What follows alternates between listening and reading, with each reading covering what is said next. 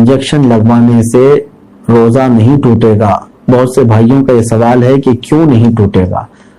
میرے عزیزوں، اس کے لیے قانون شریعت نے بنایا ہے کہ روزہ کن چیزوں سے ٹوٹتا ہے۔ ہر وہ چیز جو تمہارے کسی بھی حصے سے معدے کے اندر جائے، معدہ جس میں ہم کھانا پانی سب چیزیں داخل کرتے ہیں، اس کے اندر اگر کوئی چیز پہنچتی ہے تو روزہ ٹوٹ جائے گا۔ انجیکشن جو ہے ڈائریکٹ معدے میں نہیں جاتا، یہ نسوں میں جاتا ہے، تو جس کی وجہ سے روزے کے ٹوٹے۔ اگرچہ اس میں بعض ائمہ اکرام کا اختلاف ہے، حضرت غلام رسول سعیدی صاحب علیہ الرحمہ، ان کا قول تو یہ تھا، ابھی ماضی قریب کے ایک بڑے بزرگ ہیں، شارح صحیح مسلم ہیں، شارح بخاری ہیں، تو ان کا یہ قول تھا کہ وہ فرماتے کہ انجیکشن سے روزہ ٹوٹتا ہے، لیکن ہمارے اکثر علماء کرام مفتیان اعظام کا یہی متفقہ قول ہے کہ انجیکشن لگوانے سے روزہ نہیں ٹوٹتا۔ اب میں نے وہ بتایا ہے کہ منفذ یعنی وہ راستہ جو معدے تک لے جاتا ہے، معدے تک داخل ہونے تک کی کوئی چیز ہے تو اس سے روزہ ٹوٹ جاتا ہے۔ کوئی دوست یا احباب جو غریب ہے اسے بنا ظاہر کیے صرف دل میں نیت کر کے زکوٰۃ دے سکتے ہیں؟ بالکل دے سکتے ہیں۔ سامنے والے کے آپ کیفیت کو جانتے ہیں کہ یہ غریب ہے، مستحق ہے، لیکن غیرت کی وجہ سے، حیا کی وجہ سے ہاتھ نہیں پھیلاتا، مانگتا نہیں ہے، تو آپ اسے عیدی کہہ کر کے بھی دے سکتے ہیں، نذرانہ کہہ کر کے بھی زکوٰۃ کا مال دے سکتے ہیں، کوئی حرج نہیں ہے، کیونکہ اس کو نیت کرنا ضروری نہیں، زکوٰۃ دینے والے کے لیے نیت ضروری ہے کہ تم جب دے رہے ہو تب زکوٰۃ کی نیت ہونی چاہیے۔ میرے پڑوسی کو سائنس کا مسئلہ ہے تو کیا وہ روزہ رکھ سکتے ہیں؟ سائنس جہاں تک میں جانتا ہوں یہ ناک کی بیماری کو کہہ رہے ہیں، یعنی یہی ہوگا میرے خیال سے، اسی کو کہہ رہے ہوں گے، سانس لینے میں تکلیف ہو رہی ہو، تو ایسی کوئی تو یہ روزے کے معنی چیز نہیں ہے، انہیں روزہ رکھنا چاہیے۔ روزہ چھوڑنے کے جو عذر ہیں وہ ایسی بیماری کہ اگر وہ روزہ رکھ لے تو بیماری میں اضافہ ہو جائے گا، شدت بڑھ جائے گی اور جان خطرے میں پڑ جائے گی، ایسی بیماری ہے تو اسے روزہ چھوڑنے کی اجازت ہے۔ باقی اگر یہ سردی بخار وغیرہ میں اگر روزہ رکھ سکتا ہے تو اس کو رکھ لینا بہتر ہے۔ میرے پڑوس اگر ہمیں یہ پتہ نہیں ہے کہ ہماری کتنی نمازیں قضا ہو چکی ہیں تو اس کو کیسے ادا کرنا ہوگا؟ مثلا میری عمر 24 سال ہے، آپ کو پتہ ہونا چاہیے کہ آپ کتنے چھوڑے ہیں اور کتنے پڑھے ہیں، کیونکہ ظاہر سی بات ہے عقل والے ہیں آپ کی عمر آج 24 سال، جیسے صاحب آپ کہہ رہے ہیں 24 سال آپ کی عمر ہے اور آپ کو معلوم نہیں ہے کہ کتنی چھوٹی ہیں، لیکن آپ کو شریعت نے ایک طریقہ یہ دیا ہے، اندازہ کرو، ہو سکتا ہے تم پر نمازیں فرض کس عمر سے ہوئی، مثال کے طور پر 12 سال سے، سب پر ہوتی نہیں ہے، جب بالغ ہوا اس وقت سے نمازیں فرض ہوئی۔ اب یہ 24 سال والے جو ہیں، میں ایک فار ایگزامپل بتا رہا ہوں، ہو سکتا ہے ان 14 سال میں بالغ ہوئے، نماز فرض ہوئی 14 سال کی عمر سے، 14 سال سے لے کر 24 سال ان کی عمر ہے آج، تو کتنے سال ہوئے؟ 10 سال۔ اتنا تو آپ کو خود معلوم ہوگا کہ ان 10 سالوں میں میں نے کتنے سالوں کی سب ملاؤں گا اگر تو کتنے سال کی نماز بنے گی، ہو سکتا ہے آدھا کر لو، اور اس میں بھی ساری نمازیں ایک طرح کی نہیں ہیں، کچھ لوگوں کی اکثر نمازیں اگر چھوٹی ہوں گی تو فجر چھوٹی ہوگی، عشاء چھوٹی ہوگی، اور اکثر پڑھی ہوں گی تو مغرب یا عصر یا ظہر یہ پڑھی ہوئی ہوں گی، تو آپ کو ایک اندازہ کرنا ہوگا غالب گمان 10 سال میرے اوپر نماز فرض ہو کر کے اتنا عرصہ ہو گیا ہے، میں نے مغرب کی نماز اس میں سے 8 سال تو پکا پڑھا ہی ہوں، شاید ہو سکتا ہے سب ملا کر کے جو چھوٹی ہوں گی میری وہ 2 سال کی ہوں گی۔ عصر کی نماز اور ظہر کی نماز میرے خیال سے میں نے 6 سال تو پڑھائی ہوں، یعنی پوری ملاؤں گا پوری نمازیں تو وہ 6 سال کی بن سکتی ہیں، 4 سال کی اگر سب چھوٹی ہوئی جمع کروں گا تو 4 سال کی بن سکتی ہیں۔ تو ہوا یہ کہ مغرب کی چھوٹی ہوئی کتنی ہوئی؟ 2 سال کی، ظہر عصر کی چھوٹی ہوئی 4 سال کی ہوگی، 6 سال پڑھا ہوگا اور 4 سال چھوٹی ہوگی۔ اب آتا ہے عشاء کا نمبر اور فجر کا نمبر، تو آپ یہ سوچ لو کہ یہ 10 سالوں کے اندر ہو سکتا ہے 1 سال پوری نمازیں ملا کر کے میں نے فجر پڑھی ہوگی، 9 سال تو میری فجر باقی ہوگی، اور عشاء کو آدھا کر لو، تو ہر نماز کو آپ کو ایک غالب گمان بنانا پڑے گا۔ اچھا ہے کہ آپ نے 24 سال کی عمر میں سوال کیا ہے، اب 60 سال کی عمر میں مجھ سے سوال ہوتا تو میں اسی انداز سے بتاتا۔ تو اب آپ کو اسی طرح کی نمازیں پڑھنا ہے۔ اب مثال کے طور پر فجر کی آپ نے اندازہ کر لیا 10 سال کے عرصے میں میری کل نمازیں جو چھوٹی ہیں وہ 9 سال کی چھوٹی ہوں گی، میں نے شاید 1 سال کی پڑھی ہوں، یا آپ کے اوپر ہے، میں اگزامپل بتا رہا ہوں۔ تو اب آؤ اس کی شروعات کرنے کے لیے قضا نمازوں کی۔ اب فجر کو پہلے کمپلیٹ کرنا چاہیں اس کو کر سکتے ہیں، ایک نماز کو بھی پکڑ کر کے کرنا چاہیں تو کر سکتے ہیں۔ اب میں نے صبح شام کنٹینیو فجر کی قضا شروع کر دی، دن میں 50 رکعتیں پڑھ لی، 50 رکعتوں کا مطلب ہوا 25 دن کی فجر کی نماز قضا ہو گئی۔ اب اس میں شریعت نے آسانی بھی تمہیں دی ہے، قضا نمازیں صرف اور صرف فرض نمازوں کی قضا ہوگی، کسی بھی سنت اور نفل کی قضا نہیں ہے۔ فجر کی 2 رکعت قضا، ظہر کی 4 رکعت قضا، عصر کی 4 رکعت قضا، مغرب کی 3 قضا، عشاء کی 4 فرض اور 3 وتر کی قضا، کل ملا کر کے کتنی ہوتی؟ 20 رکعت۔ 20 رکعتیں دن کی ہوتی ہیں، لیکن ابھی میں چل رہا ہوں فجر کی۔ اب ہو سکتا ہے آپ یہ سوال کریں گے کہ میں نیت کیسے کروں، کون سے دن کی، سنیچر کی، اتوار کی، پیر کی، منگل کی، کون سی؟ ظاہر سی بات ہے اب آپ کے پاس اندازہ ہی نہیں ہے کہ کون سے دن کی چھٹی ہے۔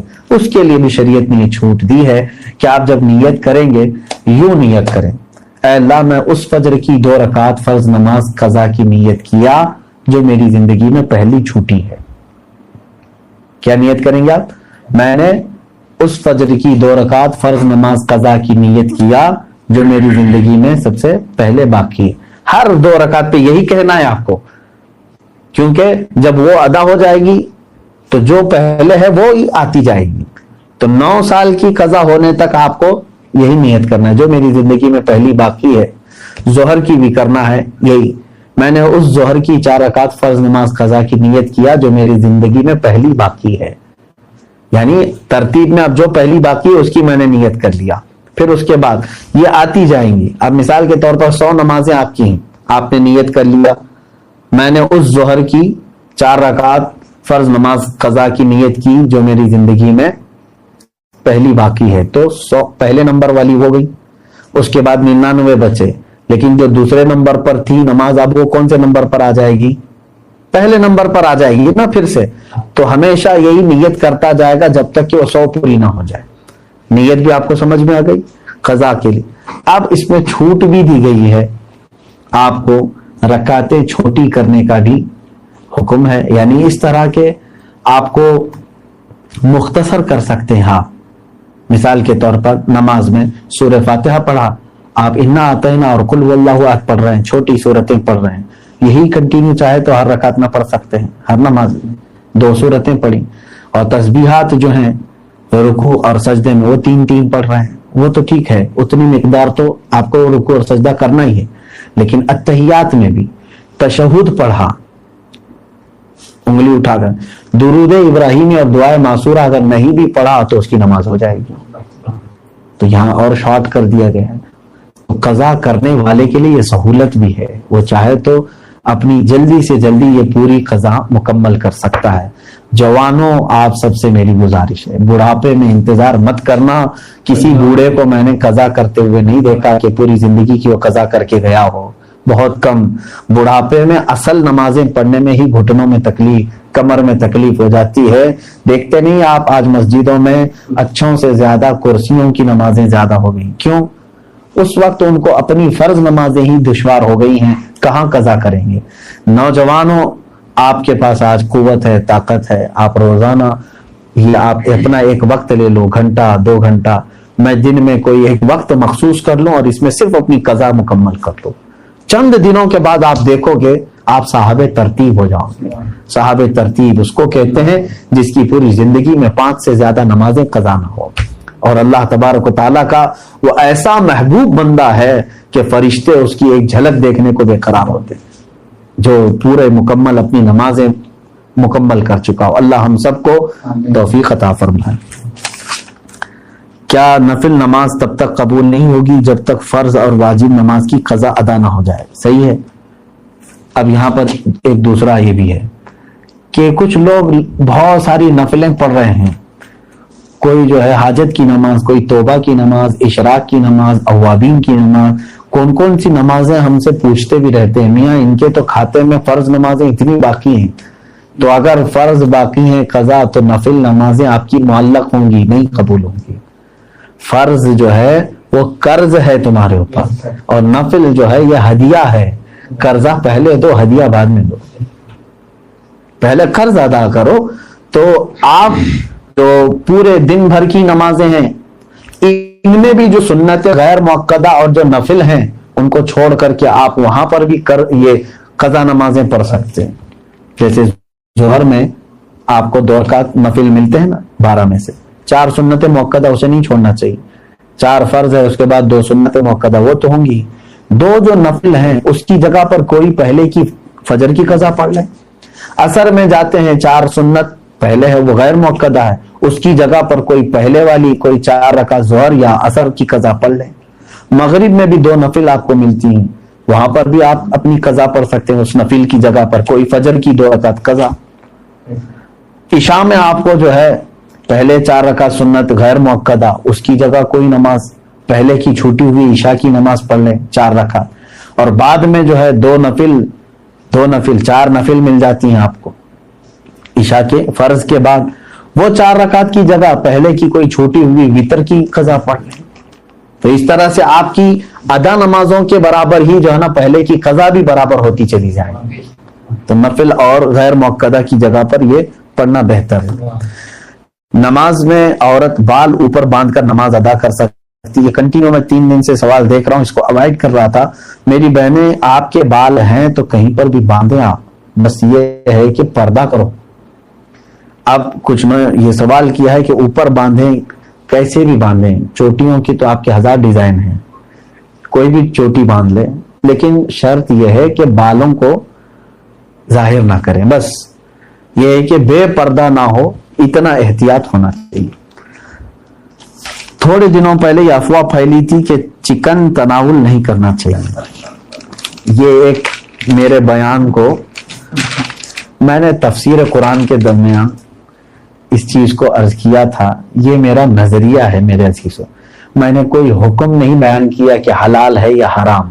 پھر سے جس نے سوال کیا ہے میں ان سے گزارش کروں گا غور سے اور ایک بار میرا وہ آڈیو سن لو. نقصانات اگر کوئی ڈاکٹر تمہیں بتا رہا ہے تو اس کا مطلب یہ نہیں کہ حرام ہے. تمہیں شوگر کی بیماری ہے، ڈاکٹر نے کہا گلاب جامن نہیں کھانا، تو کیا وہ حرام ہو گیا؟ تمہارے لیے اگر میٹھے کو اس نے منع کر دیا ہے تو اس لیے ہے کہ تمہارے لیے طبیعت میں نقصانات بڑھ سکتے ہیں. ارے بی پی والوں کو نمک کھانے نہیں دے رہے، گوشت کھانے نہیں دے رہے ڈاکٹر. ان ڈاکٹروں کے بارے میں کوئی کچھ نہیں بولے گا، بلکہ وہ کہتے ہیں کہ نہیں وہ صحت کے لیے کہہ رہے. چکن کے لیے میں ہی اتنا متنازع بن گیا ہوں کہ بہت سارے لوگ اس کے میرے متعلق الگ الگ خیالات بھی مجھے بھیج رہے ہیں. میرے عزیزو، آپ اگر تحقیق کرنے جاؤ آپ دیکھیں گے امریکہ کی کئی یونیورسٹیاں اور بہت سارے ادارے انہوں نے خود تحقیق کر کے یہ اپنے تحقیقات شائع بھی کی ہیں، اور ہندوستان کے مایہ ناز اخبارات میں بھی یہ خبریں آئی ہیں کہ جو ابھی فارمنگ ہو رہی ہے چکن کی، یہ طریقہ ہانیکارک ہے. یہ میرا اپنا نہیں ہے، جو اور یہاں کی تحقیقات ہیں وہ خود کہہ رہی ہیں. تو جہاں ہم کو شک لگ رہا ہے تو میں یہ کہوں گا ہی. اور کچھ نے یہ کہا کہ آپ اس میں کمیونل کر رہے ہیں، مسلمان ہندو الگ. میں تو سب کو کہہ رہا ہوں، میں صرف مسلمانوں کے لیے نہیں سارے لوگوں کے لیے کہہ رہا ہوں. جو تمہاری صحت کو برباد کرے، جو تمہیں یعنی دیسی مرغی کی طرح نہیں بلکہ فارم مرغی کی طرح بنانے کی کوشش کرے، اس سے اوائڈ کرو. یہ چیز میری طرف سے میں نے کہا تھا کہ اس کے نقصانات ہو رہے ہیں اس کی وجہ سے، ورنہ حرام نہیں ہے. ہم بھی کھا رہے ہیں آج بھی، جتنا ہو سکتا ہے بچنے کی کوشش کر لیتے ہیں، کم سے کم کرنے کی کوشش کرتے ہیں. ایسا نہیں ہے کہ یہ حرام ہے. اس طرح سے ہمارے علاقے میں جب ہبلی میں کافی سال پہلے میں نے تفسیر میں ایک حدیث پاک بیان کیا تھا کہ گائے کے گوشت کے متعلق حدیث پاک میں یہ بات آئی ہے، اس کے دودھ میں بیماری ہے. مفتی صاحب نے گائے کا گوشت کھانا حرام کر دیا تو قصائی لوگ آ گئے تھے ہمارے پاس. انہوں نے کہا تھا کیا آپ نے ایسا کہا ہے؟ غور سے سنیں, بات جتنی کہی جائے اتنے ہی کو آپ رکھیں, اس کو توڑ مروڑ کر یا مرچ مسالہ لگا کر لوگوں تک نہ پھیلائیں. اور کچھ یوٹیوب والے چینل چلانے والے, ان کو بھی میں دیکھ رہا ہوں, کچھ بیانات کو وہ ہمارے کراپ کر کے کٹ کر کے اور ایسی خطرناک ہیڈنگ ڈالتے ہیں کہ لوگ دیکھتے ہی سہم جائیں کیا یہ ایسی بات ہو سکتی ہے. جبکہ آپ آگے پیچھے کی بات سنیں گے آپ کو خود پتا چلے گا کہ ہم کیا کہنا چاہ رہے ہیں. اس لیے یہ چکن والی جو ویڈیو ہے یا آڈیو ہے پھر سے آپ سنیں گے تو آپ کو تسلی ہو جائے گی. اگر امام وتر میں دعائے قنوت پڑھنا بھول گئے اور پیچھے سے کوئی مقتدی نے لقمہ دیا تو کیا کرے؟ لقمہ لے لے, واپس قیام میں لوٹ گئے تو کیا حکم ہوگا؟ دونوں چیزیں دیکھیں. وتر میں قنوت پڑھنا واجب ہے. تیسری رکعت میں امام کو ہاتھ پھر سے دوبارہ تکبیر باندھ کر کے قنوت پڑھنا واجب ہے. لیکن امام بھول گیا اور رکوع میں چلا گیا تو اب امام کے لیے حکم یہ ہے کہ اب وہ رکوع کر لے, نہ پلٹے, اب واپس نہ آئے, اب وہ اپنی نماز پوری کر لے. لیکن اتحیات میں تشہد کے بعد سلام پھیر کر کے 2 سجدے کرے گا, سو کے نماز اس کی ہو جائے گی. لیکن جو لقمہ دیا اب اس کے لیے مسئلہ ہے کہ اگر امام نے لقمہ لے لیا, پیچھے مقتدی نے لقمہ دے دیا اور امام پلٹ کر کے آیا پھر قنوت پڑھ کر کے پھر گیا تو پھر بھی اس کے لیے سجدہ سہو واجب ہے, نماز ہو جائے گی, مقتدی کی بھی ہو جائے گی امام کی بھی ہو جائے گی. لیکن پیچھے مقتدی نے لقمہ دیا اور امام نے لقمہ نہیں لیا, وہ رکوع میں ہی رہ گیا, پھر بعد میں تنگ آ کر کے مقتدی بھی رکوع میں چلے گئے کہ امام صاحب لے نہیں رہے لقمہ, اور اپنی نماز سب نے کمپلیٹ کی, تو جس نے لقمہ دیا تھا اس کی نماز باطل ہو گئی, انہیں اپنی نماز پھر سے دہرانا پڑی ہوئی. امام نے اگر لقمہ اس کا نہیں لیا تو, اور اگر لے لیا تو سجدہ سہو کر لے امام, باقی سب کی نماز ہو جائے گی. مسئلہ یہ یاجوج ماجوج کون ہے, ایک لمبا بیان ہے. قیامت کے قریب ایک فوج ہوگی, یہ 2 لوگ نہیں ہیں, ایک بہت بڑی فوج ہوگی, اتنی کہ انسانوں سے بھی زیادہ ہوں گے. یہ ہر چیز کو چکھ جائیں گے, کھا جائیں گے, لوگوں پر ظلم کریں گے, کھیتی باڑی ساری چیزیں ختم کر دیں گے. یہ قیامت کے قریب ظاہر ہوں گے. اس کے متعلق بھی میں نے کافی ان کے متعلق بیان کیا ہوں گے, آپ بیانات چیک کر سکتے ہیں. کیا عورتیں مسواک کر سکتی ہیں؟ ہاں کر سکتی ہیں. یہ شفا کے طور پر اپنے دانتوں کو استعمال, دانت ان کے اندر بھی تو ہوتے ہیں, عورتوں کے پاس بھی دانت ہوتے ہیں, تو ہاں دانتوں کو صحیح کرنے کے لیے مسواک حضور صلی اللہ علیہ وسلم نے فرمایا ہے, اور اس میں موت کے علاوہ ہر بیماری کا علاج ہے. تو پھر عورتیں بھی کیوں نہ بچیں ہر بیماری سے. اللہ سب کو شفا عطا فرمائے.